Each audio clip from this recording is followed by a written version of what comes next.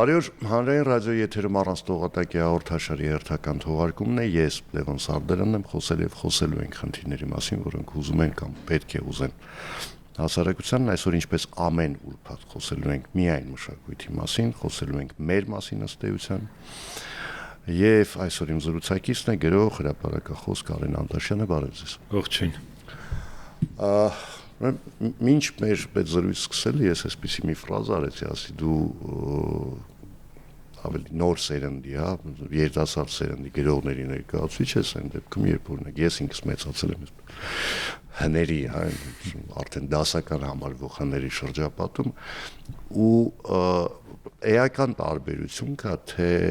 այդ կապը այն ժամանակ ինչպես էր հասարակության հետ, որովհետև ընթերցողի հետ կապը գրողի համար կենսական անհրաժեշտություն է։ Միգուցե ոչ բոլոր գրողների համար այնպես կան, հա, ճգնավորներ, որ գնում փակվում են, որովհետև իրենք գիտեն ինչ պիտի անեն, ոնց պիտի անեն։ Հիմա այդ իմաստով, երբ կապը ստացվել է այնպես, որ ավելի շատ ինտերակտիվ է, այսինքն շատ ավելի ակտիվ է, քան այն ժամանակ էր։ Հասարակությունը գրողի մտածողության վրա ազդում է թե ոչ։ Իհարկե, եթե խոսում ենք արվեստի մասին, ժամանակակից արվեստի մասին, դա կենթանի process է, որը այս տեխնոլոգիական դարաշրջանում սոցիալական ցանցերի ասենց ժամ առ ժամ թարմացող լրատվության եւ անընդհատ արագացող կյանքի տեմպի բերումով շատ ավելի ասենց ասած սերտաճած է իր ժամանակին գրողը հիմա եւ այդ հավերժության համար աշխատելու, հավերժության համար ստեղծագործելու այդ դասական ընկալումը արդեն չկա։ Շատ հաճախ դու այսօր տեքստ ես գրում, որը հղում է հենց երեք տեղի ունեցած իրադարձությանը եւ շատ հաճախ գրականագետներ ունակ ասում են չեք վախում, ասենց բան եք գրում, որ 10 տարի հետո կարող չհասկանան։ Այս ինչ է ուզում ասի, կոնտեքստը է չէ, այսինքն ներողություն, ոնց որ ես ասենք memories-ն եմ մեկ-մեկ Facebook-ին նայում, ասում եմ լավ, ես ինչի մասին էի գրել, որտեղ մոռացել եմ ուղղակի։ Իսկ տարբերությունը մեր նախորդ սերնդի արվեստագետների հետ կապված նախ եւ առաջ հեղինակության եւ ճանաչելիության մեջ է, պետք է անկեղծ լինենք եւ ի վերջո ընդունենք այդ հանգամանքը, որ գրողները իբրև արվեստագետներ այսօր այդքան հայտնի եւ այդքան հեղինակություն չունեն, ոնց որ ունեն սովետական միության ժամանակ եւ դրանից առաջ եւ անկախության առաջին ժամանակներում, երբ որ գրողը իսկական հեղինակություն էր։ Շատ հաճախ մենք տեսնում ենք, թե ոնց է սովետական միությունից անկախության այդ անցման շրջանը ոնց են գրողները դառնում քաղաքական գործիչներ եւ ոնց որ բնական է անցալվում, որովհետեւ իրոք հեղինակություն էին եւ իրենց հանրային կերպարը եւ իրենց ինտելեկտուալ, ասենց ասած, հրապարակախոսական դիտանկյունները, թեզերը, տեսակետները դառնում էին ասենց վստահության խարիսխներ։ Այսօր այտենց չի։ Այսօր շատ ավելի մարգինալ են գրողները եւ մեծ մասսայական հեղինակություն կարող է ասենք մի հատ սովորական ֆուդ բլոգեր կամ պոպ աստղ արտիստ շատ ավելի մեծ հեղինակություն ունենալ, ճանաչելիություն ունենալ, քան գրողները եւ գրականները։ Դա լավ է թե վատ։ Դա բնական է նախ եւ առաջ մեր ժամանակի համար գլոբալ իմաստով եւ մասնավորապես զարգացման այն աստիճանի վրա, որի մեջ մենք ենք հիմա գտնվում, այսինքն երբ որ ինտելեկտուալ բովանդակությունը, ինտելեկտուալ ասենց ասած արվեստային արտադրանքը այդքան պահանջված չեն եւ այդքան մեծ սպառում չունեն, ինչքան սովորական, ասենք, երգը պոպ աստղի, որ սպասարկում է ինչ-որ հանդիսություն։ Հատուկ հենց կոմերցիոն նպատակով էլ գրված է, որ ինչ-որ խորովածը բերելուց երգ են, օրինակ։ Բնական կերպով այդ իրանք ավելի մեծ հեղինակություն ունեն, քան մենք, բայց մյուս կողմից, երբ որ այդ մեծ մշակութային, արժեքային, ավանդույթային պրեսինգը չկա գրականության վրա, մենք ավելի ազատ ենք մեզ զգում։ Կարող ես այսօր Հայաստանում ամենածայրահեղական բանը գրել գրականության մեջ, գրական տեքստի մեջ ամենավիճելի, երբ նուրբ թեմաները արծարծել եւ դա առանձնապես հանրային քննարկման նյութ չդառնա, առանձնապես ուշադրության չարժանանա, այդ ինչ որ իմաստով մեզ ազատագրում է լինել ավելի կենթանի եւ իսկական։ Բայց դա տևում է մինչև այն պահ, մինչև դու հայտնվում ես ինչ որ մեկի թիրախում, հետո երբ թիրախը այսպես բացահայտում է ինքը, դնում է նույն սոցիալական ցանցերի տիրույթում հայտնվում ես դու, ասում են այ տեսեք, կաներեք ձեր վրա բերեմ օրինակ, Կարեն Անտաշյանը այսպես մի հատ անտաշ բան է գրել։ Ներողություն ես բանի համար։ Շատ կանոնիկ մեղադրանք է։ Հա, ու մեկ էլ հանկարծ բոլորը սկսում են այն ոչ խորացել են, ոչ կարդացել են, ոչ ընդհանրապես այսպես մի փոքրիկ ցիտատի տեր են դարձել ու սկսում են ոսկորները լվալ, միսը ծամել, հետո փռել արևին այդ ամեն ինչը։ Այո։ Ես սովորել եմ արդեն ըմբռնումով մոտենալ այս process-ին, երբեք չեմ հոգնում, ասենց նաև կրթական ինչ-որ տեքստեր գրել, բացատրել, որ այս ժամանակակից գրականությունը համաշխարհային իմաստով է այսպես, եթե մենք ասենց մի բան ենք արել, դա ոչ թե ինչ-որ լպիրշություն կամ անբարոյականություն է, այլ արդեն իսկ ունի նախադեպեր անգամ 50-100 տարի առաջ համաշխարհային գրականության մեջ եւ մի տեսակ այս խնդիրը բուն խնդիրը գալիս է մշակույթ եւ արվեստ այդ տարբերությունից, որը մենք սովորաբար հակված չենք դնելու։ Մեզ համար դա ոնց որ թե նույն բանն է, եթե բայց իրականում մշակույթը ոնց որ ավելի շատ վարքային իներցիա է, ինստիտուցիոնալացված, ֆիլտրված կրթական ցենզերով, մտած դասագրքեր, նոմենկլատուրային դեմքերի միջոցով հանրահռչակված, ավանդույթ դարձած եւ մարդիկ հաճախ երբ որ ասենք չեն աշխատել իրանց վրա, չեն կարդացել ժամանակակից գրականություն, տեղյակ չեն ինչա կատարվում, ընդհանուր համատեքստին տեղյակ չեն, այդ մշակութային, ասենց կարծրացած ավանդական եւ դասական դիտանկյունով մեկ էլ հոբ առերեսվում են ժամանակակից արվեստին եւ միանգամից շոկ է դա իրանց համար բոլորովին անըմբռնելի։ Այսինքն մեր բուն խնդիրը կայանում է մշակույթի ակտուալացման արագության հետ, այսինքն ինչքանով է մշակույթը հասցնում այդ ժամանակակից նարատիվները մտցնել դպրոց, հեռարձակել հանրային հեռուստատեսությամբ եւ ռադիոյով, հանրային կշիռ ունեցող դեմքերի քաղաքական գործիչների բերանից հնչեցնել այդ արժեքներն ու թեզերը, շատ հաճախ մեր մարգինալացման, ժամանակակից արվեստի մարգինալացման գլխավոր խնդիրը ստեղ է, զուտ կրթական բացասա։ Այսինքն մենք եկանք նրան, որ ըստ էության մշակույթի ընկալումները հասարակության մեջ իրենք պետք է այսպես դրված լինեն, դրված լինեն, sense խորքային պիտի դրված լինեն կրթական համակարգում։ Այսինքն կրթությունը ինքը պիտի գնա այդ թվում նաև ժամանակակից արվեստի հանրահռչակման վրա։ Այո, ոչ թե հենց արվեստի, այլ այն մտածողության կերպի, որը թույլ է տալիս ընկալել ժամանակակից արվեստը։ Արվեստը, մշակույթը վստահության մասին է, հաստատված արժեքի մասին է, օրինակ Մարտիրոս Սարյանը, չգիտեմ, Արամ Խաչատրյանը, Վիլյամ Սարոյանը, այսինքն դրանք խարիցքներ են, որ միջին մարդը ընդունում է իբրև ելակետ։ Իսկ ժամանակակից արվեստը ավելի շատ կասկածելու մասին է, անորոշության մասին է, անվստահության մասին է, անիմաստության մասին է, դիստրուկցիայի մասին է, միջին մարդը ասենց խնդիրներ չի դնում իր առաջ, միջին մարդը ուզում է վստահ լինել ինչ-որ բանի վրա եւ այդ վստահությունը հանգստության զգացում է տալիս մարդկանց, երբ որ իրանք վստահ են, որ կա այսպես արժեք եւ դա ելակետ է, բայց երբ որ դու ուզում ես նոր բան ստեղծել, կենթանի process-ի մեջ ես, դու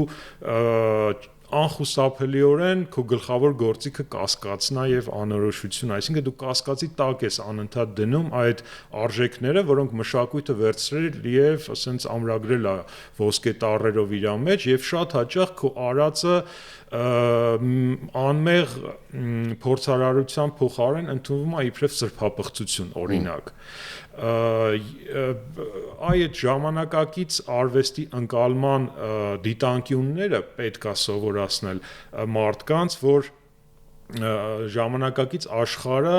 արդեն այս ձևով է նայում ու մտածում եւ սա ոչ միայն հենց կրթական համակարգի խնդիրն է, կրթության հարցը մեծ առումով եւ այդ հարցը հիմնականում ամեն մարդ ինքը իր համար պետքա ասենց ասած լուծի, ոնց որ Ցիցերոնն էր ասում, առհասարակ մշակույթ, կուլտուրա այդ բառը հողագործություն, հող մշակելու ոլորտից ինքն է տեղափոխել, ասելով որ ամեն մարդ պետքա իր հոգին մշակի կրթությամբ եւ արվեստով, ոնց որ հողագործն է մշակում իր այգին ու հողը, այսինքն ինքնակրթությունը անընդհատ մի բան կարդալը, սովորելը, մի բանի մեջ մտնելը, դա անվերջանալի process է, որ ժամանակակից մարդը պետքա անի, այդ ժամանակի ընկալումից հետ չմնալու համար։ Այսպիսի մի հակափաստարկ կա ձեր ասածին, հակափաստարկ էլ չի դժգոհություն ասեմ, հակափաստարկ ասեմ, որ հասարակությունը ինքը իրենով այդ ձեր ասած ինքնակրթման process-ից մաքսիմալ խուսափում։ Չի ուզում ինքնակրթվի, ինքը այսպես իր համար պարզ դրամաբանական թվացող այդ ճշմարտությունների մեջ պարփակված է եւ ասում են գիտես ինչ կա, ինձ Կարեն Անթաշյան պետք չի, ես ունեմ Պաուլ Սևակ, պայմանական եմ ասում, ես ունեմ Չարենց, ես ունեմ Տերյան, մեկը դրանից իրանցից լավ չեք գրելու, երկուական ջտել կտրես, հա, Վան Գոգ չես դառնալու, եւ այլն, ինձ 100 տարի պետք չի դες կարդալ։ Հա, ճիշտ եք, եւ տեսեք, այդ ժամանակի շունչը զգալը, այդ ինչ որ էսթետիկ եւ ծայրահեղական էկզոտիկա չի, դա գոյաբանական լուրջ խնդիր է, այսինքն որպեսզի դու չունենաս այդ կորսվածության զգացումը, որպեսզի անդադ չտառապես այն հանգամանքից, որ այս դասական բարձրագույն արժեքները ուր են բա հիմա, ուր է այդ կյանքը, երբ որ մարդը նայի իր այսօրվա ապրած կյանքին, կտեսնի, որ ինքը այդ մի օրվա մեջ մի 70 անգամ կասկածում է իր արածի վրա, մի այդքան կասկածում է այն ամեն ինչին հավատում է, անընդհատ այդ տենց ասիմետրիաների մեջ է աշխարհը, այդ աշխարհը անդադ փոխվում է, իսկ ինքը անդադ չի գտնում իրան, եւ այդ անորոշության ու կորսվածության զգացումը, տագնապի պերմանենտ զգացումը ավելի շատ է հիմա, չնայած որ այդքան շատ է ինֆորմացիան, քան ասենք 100 տարի առաջ էր, երբ որ մարդիկ վստահ էին ինչ-որ բանի վրա, որ կա sense ճշմարտություն։ Հիմա այդ ճշմարտությունները անընդհատ են վերաիմաստավորվում, եւ սա ոչ թե այդ կասկածի գործիքակազմը եւ անորոշության հանդեպ տոլերանտությունը ոչ թե այտենց էկզոտիկ, էսթետիկ փիլիսոփայական գաղափարներ են, այլ զուտ գոյաբանական, զուտ ժամանակի մեջ քեզ գտնելու եւ քո արդյունավետությունը բարձրացնելու եւ ավելի հանգիստ տնելու գործիքներ են։ Իսկ ժամանակակից արվեստը, ժամանակակից գրականությունը փորձում է բռնել այդ ժամանակի զարկերակը, տալ մարդուն այ տեքստ, որը խոսում է իր մասին, իր ժամանակի մեջ։ Դա ինքնաակտուալացման, իհարկե դա մեծ ջանք է պահանջում, ինքնակրթության, ժամանակի, որը շատերս չունենք, այսօր մարդիկ չգիտեմ, մի կիրակի են ընդհանրապես, եթե ինչ-որ մասնագիտական աշխատանք են անում գրաֆիկով, իրիկունը հազիվ հոգնած հասնում են տուն, ընթրիք են անում, այդ սերիալը նայում, վերջ բրծավ օրը։ Այդ վազքի մեջ չեն հասցնում մարդիկ բնական է, որ չեն հասցնում այդ ակտուալացմանը։ Մենք ինքներս, որ process-ի մեջ ենք իբր, մենք ինքներս հաճախ չենք հասցնում, անդադ այնքան նոր գաղափարներ, նոր բաներ են գալիս, որ այդ ամեն ինչին չենք հասցնում ծանոթանալ եւ մի տեսակ ներառել մեր ստեղծագործության մեջ։ Բայց ելքը էսա, այլ ճար չկա։ Իսկ այդտեղ վտանգ չեք տեսնում, ինչի համար եմ ասում, թե հասարակությունը, մեր հասարակությունը կոնկրետ ինքը իր ընկալումներում մի քիչ արխայիկ է, պահպանողական է շատ, եւ երբեմն ես այդ օրինակը բերում եմ, ասում եմ, մենք առաջ շարժվելուց անդադ հետ ենք նայում, ընդ որում անգամ վազելիս։ Եվ դա բնականաբար հանգեցնում է ընդհանուր առմամբ եւ պատմական իրադարձությունների իմաստով եմ ասում եւ մշակութային ընկալումների իմաստով բնականաբար մենք մեր դիմացի փոսերը չենք տեսնում եւ անդադար այդ վտանգը կա, որ մենք կարող ենք գնանք մեր վիզը կորրենք այդ առարկում։ Հիմա ինչ պետք է անել, որ հասարակությունը լավ մի պահ դադարի վազել գոնե կանգնի ու հետո համոզենք, որ մի հատ նայես արի մի հատ առաջ նայենք, այն հետևը արդեն անգիր ենք արել, մենք գիտենք այնտեղ ինչ ունենք, հա, որ դու ցանկացած միջին վիճակագրական հայի, որ քնից արտնասնես, ասես մի հատ թվարկի հայոց մեծությունները, կապ չունի ինքը լսում է, կարդում է, չի լսում, չի կարդում եւ այլն, ինքը հերթով կթվարկի մի առնվազն 10 անուն կտակ, ասի այսպես մեր աստղաբույլն է մշակութային, բայց դիմացի ինչ կա, մենք չենք ուզում տեսնենք։ Այ ինչ պետք է անենք, նախ որ այդ վազքը դադարեցնենք, այդ անիմաստ երբեմն ու տենց որոշենք, որ վիզը պետք է օգնի, որ գլուխը թեքվի դեպի առաջ։ Հա, իրականությունը ընդունելը, տեսնելը շատ հաճախ մեծ ջանք է պահանջում, մեծ ինտելեկտուալ ջանք է պահանջում եւ լիա բազմաթիվ հիասթափություններով մարդու անձնական մակարդակում լիքը հիասթափություններով եւ կասկածներով հեշտ չի անցնել այդ ճանապարհը, հեշտ չի կասկածի տակ դնել այն ամեն ինչ, ինչին դու հավատացել ես կամ քեզ ներշնչել են, որ էտա ճիշտը, բարին ու չարը այդ ուղղությամբ են, դա մեծ խնդրեմ է։ Դրա համար մշակույթը ոնց որ ասում են, այն ինչ որ մնում է դպրոցից հետո կրթական համակարգից հետո մեջը, ոնց որ մեծ իմաստով հանրության կողմից, տվյալ հանրության կողմից ընդունած, մարսած ինստիտուցիոնալացված իներցիա է, որը պետքա ներշնչել դանդաղ, ներշնչել մարդկանց։ Դա էլի գանք հողագործությանը, այգեգործությանը, ինչից եւ կուլտուրա մշակույթ բառը ծագում է։ Երբ որ դու ուզում ես,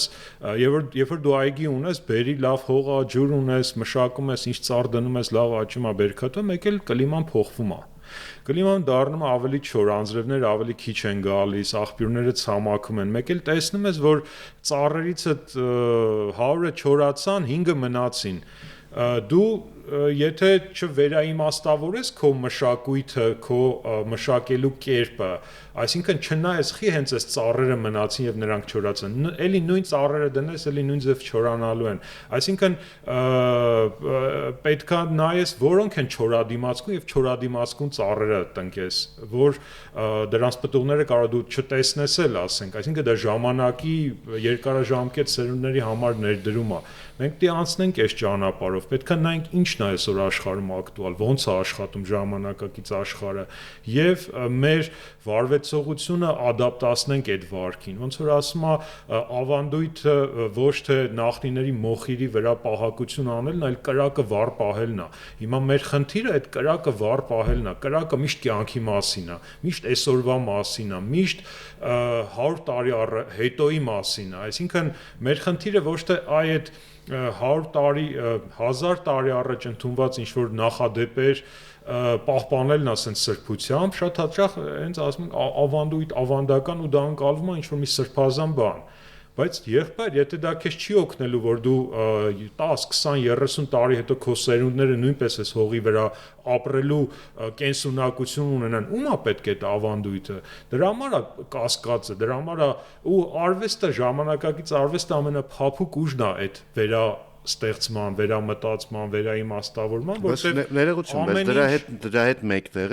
մեկտեղել կա այդ հակառակ ծայրահեղությունն էլ կա, որ ասում են մեզ ընդհանրապես այդ ավանդույթները պետք չեն եւ այլն։ Ես հասկանում եմ, որ կան ավանդույթներ, որոնց պահպանելը ոչ միայն կենսական կարևոր է, այլև շատ կենսական իմաստով չի միայն կարևոր, այլև հոգեվոր անիմաստով է կարևոր։ Կան ավանդույթներ, որոնք պահելը անիմաստ է, որովհետև իրանք ակտուալ են 200-300 տարի առաջ, բայց հաշվի առնելով այն ժամանակ իրենք ինձ խնդիր էին լուծում, այսինքն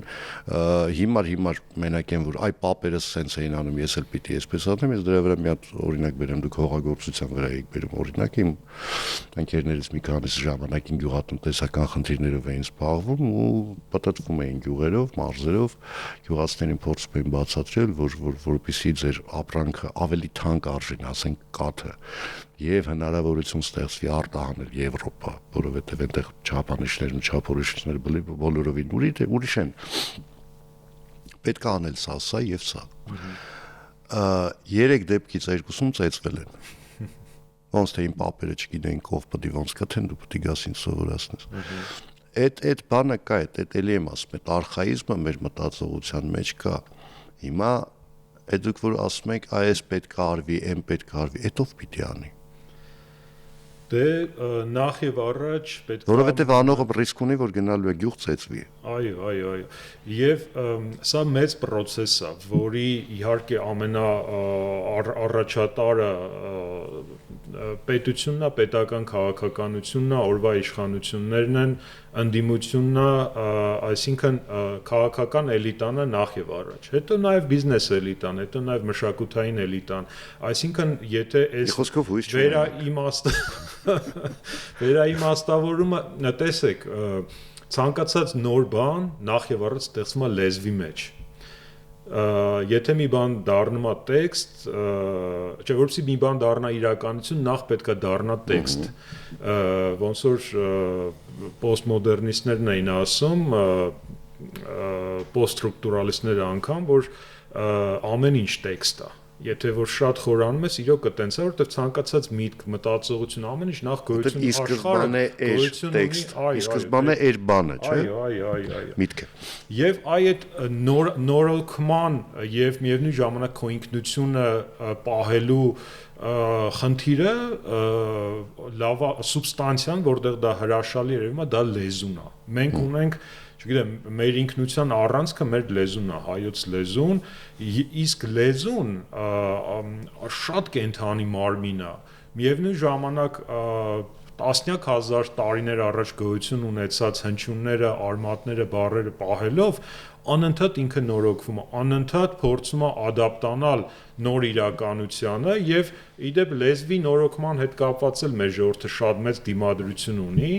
անընդհատ, բայց ասենց մի հատ թեզ կա, որ լեզուն կրողի կողմից այդ լեզվի օգտագործումը չի կարող սկզբունքորեն սխալ լինել, որովհետև ես կամ այսօր, ես կենթանի եմ, ես խոսում եմ, ուրեմն այդ լեզուն հենց այնա ինչ որ պետքա լինի։ Իսկ ժամանակակից գրականությունը հենց լեզվի մեջ փորձարարություններով, լեզվական ադապտացիաներով, խաղերով, հինը նորի հետ խառնելով, փորձելով, փորձում է գտնի այդ լեզուն, որի միջոցով պետքա խոսել մեր ժամանակի մասին։ Դրա համար ես բոլորին խորհուրդ եմ տալիս կարդալ ժամանակակից գրականություն, եւ թարգմանական, եւ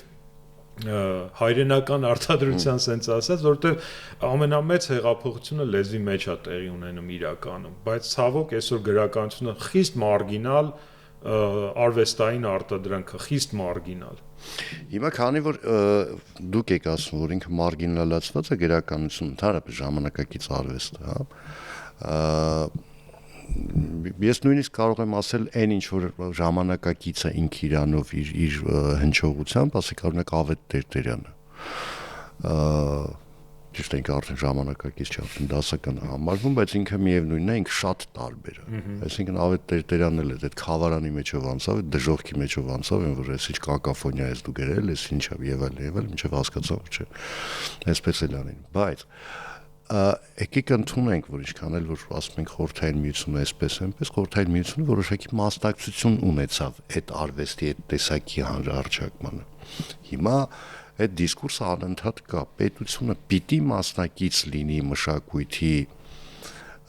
զարգացմանը, հանրահռչակմանը մասնավորապես եւ ինչ ձևով պիտի լինի այդ մասնակցությունը, որովհետեւ եթե գնում ենք այն տրամաբանությամբ ով վճարում է նայել պատվիրում է երաժշտություն, այդ մտավախությունը կա, որ այն ինչպես խորհրդային տարիներին էր, պետությունը փողը կտակ, ասի ես եմ ուզում քեզնից, դու ես պիտի գրես, հա, իշխանությունը, այդ օրվա իշխանությունը այդպես է որոշել, դու ես պիտի գրես։ Դրանից այն կողմ ես քեզ չեմ վճարելու։ Ուզում ես ուզի, չես ուզում, գնա գլուխդ բայ։ Այդ նոմենկլատուրային արվեստագետները իհարկե սովետական արտադրանք են, մտավորականություն, sense ճակերտներով բանի սոցիալական խավը, որ հորինվեց, հենց ինքը նախ եւ առաջ ագիտացիայի, քաղաքական ռոպագանդայի գործիք էր։ նախ եւ առաջ։ Հետո իհարկե այդ մեր նոմենկլատուրային արվեստագետների բանի մեջ ի հայտ եկավ ազգայնական ուղղությունը, որոշ նուրբ արկայծումներով նաև մոդեռնիզմը ցավոք մենք այդ բարձունքներն էլ ունեցանք, դրանք մեծ հեղինակություն չվայելեցին, բայց հիմա ինչ պետք է անենք, ինչ պետք է անի պետությունը պետք է ստեղծի պայմաններ, որ բոլորի ձայնը լսելի լինի։ Երբ որ այսօր մենք նայում ենք մեր լրահոսին եւ այդ քաղաքական դիսկուրսին,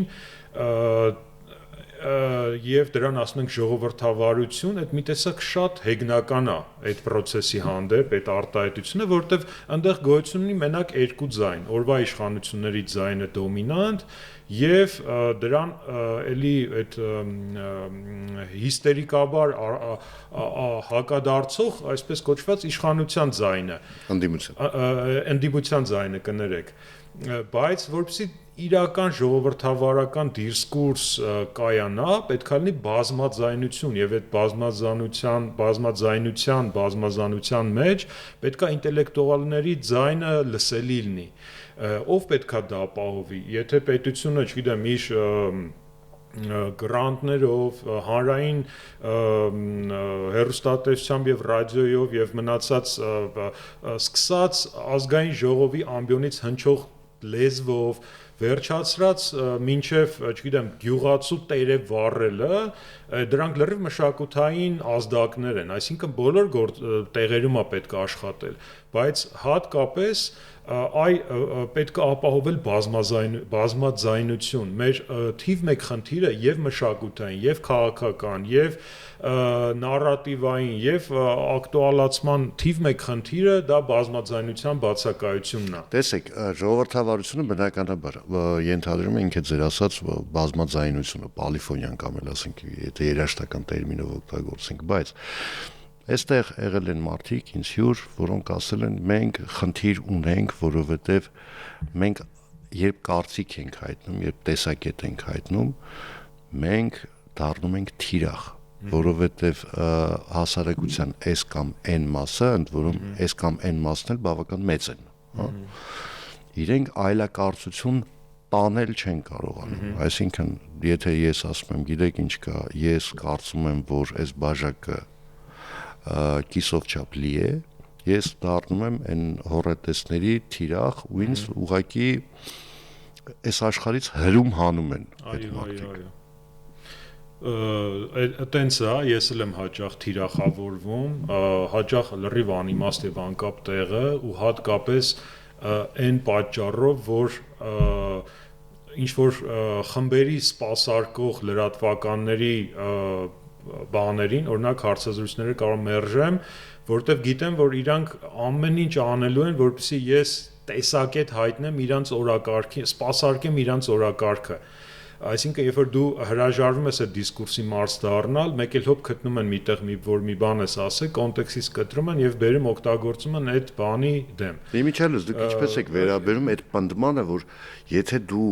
մտավորական ես, դու պարտավոր ես ունենալ քաղաքական եւ քաղաքացիական դիրքորոշում, հերիք չի մի հատ էլ պարտավոր ես դրա մասին բարձրաձայն։ Իհարկե, էդ էլ է, այդ սովետական իներցիայի ակնկալիքների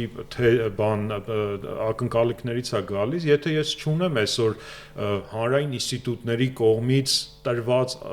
ձևավորված եւ տրված այտենց ժողովրդականություն եւ հեղինակություն, ինչքանով է արդար ինձնից պահանջել այտենց տեսակետ ունենալու անպայմանությունը, եթե ինձ անդադ եթեր տված լինեն, եթե ինձ անընդհատ հաշվի առած լինեն բոլոր առումներով, եթե իմ գրքի շնորհանդեսները լուսաբանած լինեն, եթե քննարկած լինեն իմ գրքերը, որտեղ ես այդ ժամանակի ակտուալ հարցերն եմ բարձրացնում, եւ ոչ թե հիշեն մենակ այն ժամանակ, երբ որ իրանց հարմար օրակարգի պետք է սպասարկեմ այդ պահին, հա այո, իրավունք կունենան պահանջելու, բայց եթե իրանք չեն արել այդ ամեն ինչը, ինչ իրավունք ունեն պահանջելու ինձնից, որ պետք է անպայման ունենամ տեսակետ։ եւ մյուս հանգամանքը պետք է հստակ տարանջատել ի վերջո այդ մտավորականություն կոչվածի մեջ արտիստներին եւ ինտելեկտուալներին։ Այսօր շատ հաճախ ինչ որ արտիստների են հրավիրում, մարդիկ հա արվեստային արտադրանքով են զբաղված, երգում են, նկարում են, չգիտեմ, անգամ գրողների մեջ կան տաղանդավոր մարդիկ, որոնք ինտելեկտուալ չեն, sense մեծ, այսինքն չունեն բավականաչափ կրթական ցենզ, մասնագիտական կոմպետենտություն, որևէ մտքի խորություն, որևէ հասարակական, տնտեսական, քաղաքական հարցի մասին, ասենց ամբողջական եւ կուռ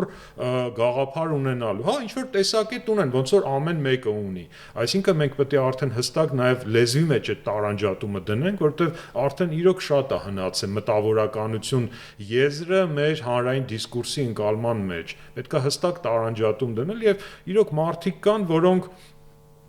հստակ տիրապետում են իրավիճակին եւ շատ ծանրակշիռ խոսք կարող են ասել, բայց մարդիկ կան արտիստներ, որոնք մեղմ ասած հեչ